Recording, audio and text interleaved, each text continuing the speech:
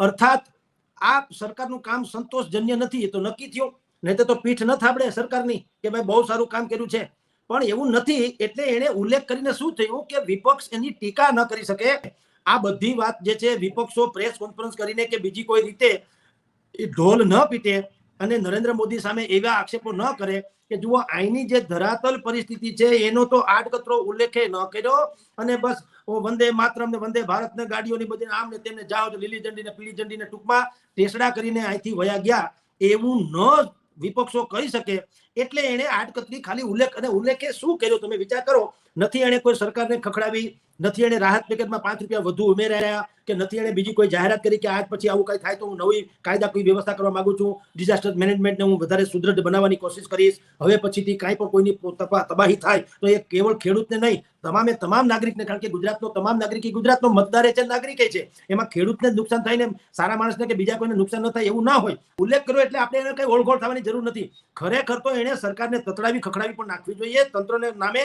અને બીજું કઈક વિશેષ કરવું જોઈએ. સરકારે શું કર્યું, ભૂપેન્દ્રભાઈ પટેલની સરકારે 350 કરોડ રૂપિયાનું પેકેજ બહાર પાડ્યું. તો એને ગાય વગર 350 કરોડ રૂપિયા, 350 લાભાર્થી એટલે કે પીડિતો કેટલા છે, લાખોની સંખ્યામાં છે. તો કોઈને આવે 1000-1500 રૂપિયા આવે, એનું આવે હું ભલામણ. તમારી પાસે તમારા કાર્યક્રમમાં ક્યાં કોઈએ કીધું તમે એક મંચ ઉપર ફૂલ ગોઠવો છો, એ ફૂલ આપણે ઓછા રાખીએ તો બે 4 જણા હાર પહેરાવે, 3 જણા પાઘડી પહેરાવે, 4 જણા તલવાર આપે, એ ન આપે તો શું ફાટી પડે. તમે મહાન છો ત્યારે તો મંચ ઉપર છુઓ, પછી સામે આટલો મોટો તામજામ 1.5-2 કરોડ રૂપિયાનો તમારો ડોમ થઈ જાય છે, સોફા સેટ આખા રજૂઆત દુનિયાભરમાં તમે ભાડા નવા ગુલાબી કલર ને પીળા કલરના કવર આખા બદલાઈ જાય, નવા સોફા સેટ આવી જાય, ત્યાં બ્રિસ્લેરી પાણીની બોટલો આવી જાય, ત્યાં કાજુ બદામ કિસમિસના પડીકા મુકાઈ જાય, ત્યાં બધાને હવે આટલા બધા તમારા કાર્યક્રમમાં પૈસા મળી જાય, ત્યાં મર્યાદા નડતી નથી.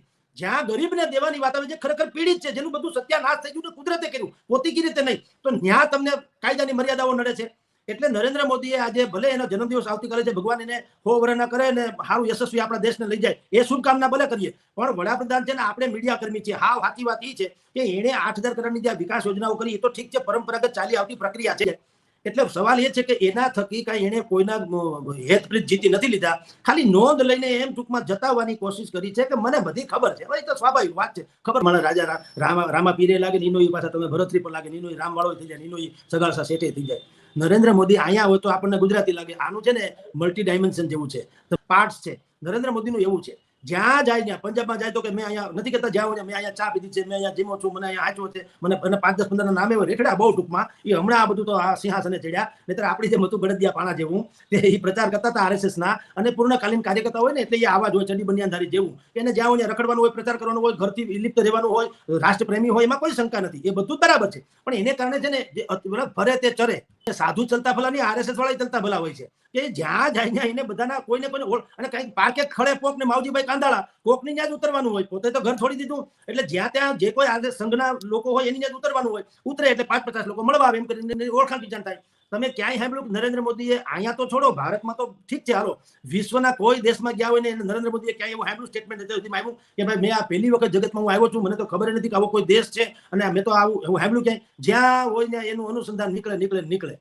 તમે કહો ગામડામાં કે છે ને કે બે બાયુ ભેગી થાય ને, અજાણી બૈરા ભેગા થાય ને તો કે આપણે બેન પડ્યું, કારણ કે તમારું કૂતરું છે તમારા ગામમાં આવે છે, આનું શું કરી લેવું, જેને ભેગા થઈ જવું છે ને શું છે, આના ગામનું કૂતરું આ ગામમાં આવે ને એના ગામનું તોય કે તમારા ગામના ઘંટીના પૈડા, એમ કે પેલા જમાનામાં આમ અનાજ દળવાની ઘંટી આવતી, હવે એ ઘંટીનું પૈડું જો બાજુના ગામમાં તો કે આપણે બેન પડ્યું, તમારા ગામની ઘંટીના પૈડા તમારી બહુ આવે છે. જો એના જેવું નરેન્દ્ર મોદીનું છે કે એ જ્યાં જઈને કંઈક અનુસંધાન એનું હોય છે, ખોટા નથી હોતા, પણ એ અનુસંધાન શોધી કાઢે છે. એટલે અહીંયા આવ્યા તો એને અત્યારે સરદાર પટેલની વાત કરી, હું સરદાર પટેલની ભૂમિમાંથી આવ્યો છું, લોકો મને આમ કરે તેમ કરે, બીજી કોર જાય તો જુદી વાત કરે છે. પણ હવે મેં તમને કીધું એમ, પેલા શરૂઆતમાં બધું ઠીક હતું, જયારે 2002ની ચૂંટણી કે 9ની ચૂંટણી 14ની ચૂંટણીમાં આવ્યા ત્યારે ઠીક છે. હવે છે ને લોકો ડિલિવરી માંગે છે, મલ્ટી જે ઉપર અદાણી અંબાણી નહીં, એને તો ભગવાનની દયા છે, એ બધું સમજ્યા. તમારા મારા જેવા જે આપણે સામાન્ય માણસો છીએ, રોજનું લાવીને રોજનું ખાનારા જેવા લોકો હોઈએ છીએ, આપણા કરતા તે બીજા તો બિચારા જેને અનાજ રેશનિંગ કાર્ડ ઉપર નવે છે એવા તો કેટલાય લોકો છે. હવે એ લોકો એમ કે છે ભાઈ હજી તમે ખાલી સપના જ બતાવો, કારણ કે નરેન્દ્ર મોદી તમને દર ત્રીજા વાક્યમાં એવું કહે છે કે મેં ये अभियान लेके निकल चुका हूं और ये मेरा सपना है कि मैं ऐसा करूंगा. એટલે ભાઈ હવે જાગો ભાઈ સાહેબ, હવે સપના છોડો યાર, થોડું કઈક વાસ્તવિક થાવ. લોકોને સીધો ફાયદો થાય ને એવી યોજનાઓમાં ભારતીય જનતા પાર્ટી નિષ્ફળ ગઈ છે, બની જાય છે, બધા ઓળઘોળે થઈ જાય છે. એનો અર્થ તો ભારતીય જનતા પાર્ટી વાળાએ સમજવું જોઈએ, ભાઈ આ ખૂટે છે.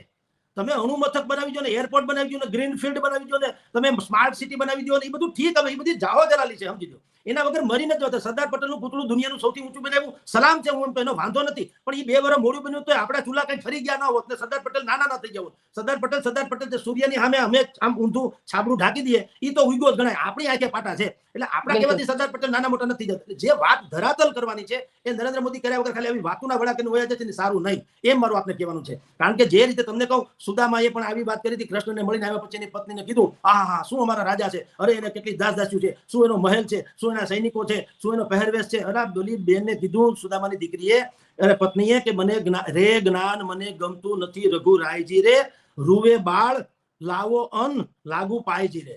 જયેશ રાદડિયાએ કીધું, કિરીટભાઈએ કીધું, જેટલું કીધું ક્યાંય કોલાહલમાં સંભળાણું નહીં. માઇકમાં ગોપાલ ઇટાલિયા બોલતો હતો, કારણ કે ગોપાલ ઇટાલિયાએ તમારી જાણતા સોશિયલ મીડિયાનો બહેતરીન ઉપયોગ કર્યો, બલકે ભયંકર ઉપયોગ કર્યો. એની પોતાની એક ટીમ હતી, એ જ્યાં જાય ત્યાં એનો કેમેરામેન, એનો જ સ્ટોરી રાઇટર, એની જ બધી વાતો કરીને સોશિયલ મીડિયામાં વહેતું કરી દે. હવે બોલવામાં હોશિયારી માણસ છે, આવડત સારી છે, એટલે લોકોને મટીરિયલ મળે, એટલે સોશિયલ મીડિયામાં જમાવટે થઈ જાય. લોકો ન હોય તો પણ એની ચર્ચા મંડે કરે, ગોપાલ ઇટાલિયા આવું બધું કીધું, એટલે આપોઆપ ચર્ચામાં રહ્યા. ભારતીય જનતા પાર્ટીના બે ચેતર અને ગોપાલ, એના વિશેની કોઈ પણ વાત હોય એટલે હંમેશા ભયંકર પ્રહાર કરે.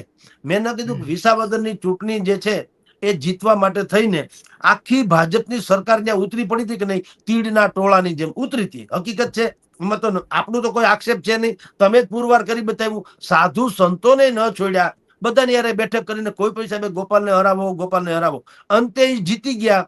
તે પછી કોઈ દેખાણા. હવે કોઈ વિસાવદર નો ઈ રોડ ક્યાંથી નીકળે એ ખબર. મનસુખ માંડવીયા અહીંયા થાણું નાખીને બેઠા હતા. હમણાં ગઈકાલે રાજકોટમાં લીલી ઝંડી ટ્રેન ને બતાવીને ગયા, વિસાવદરમાં આટો ન માર્યો. એટલે આ લોકોને યુઝ એન્ડ થ્રો.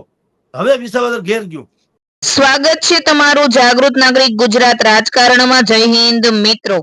જગદીશ મહેતાએ વડાપ્રધાન નરેન્દ્ર મોદી પર નિશાન સાધતા કહ્યું છે કે ઘણી જાહેરાતો અને મોટા વચનો આપવામાં આવે છે, પરંતુ લોકોના જીવનમાં તે પ્રમાણે પરિણામ જોવા મળતો નથી.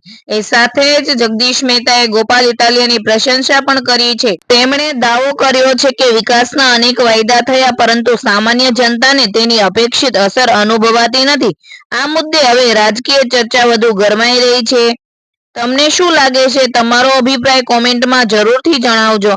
આવી જ રાજકીય અપડેટ્સ માટે અમારી ચેનલ જાગૃત નાગરિક ગુજરાત રાજકારણને ફોલો કરવાનું ભૂલતા નહીં. જય હિન્દ મિત્રો.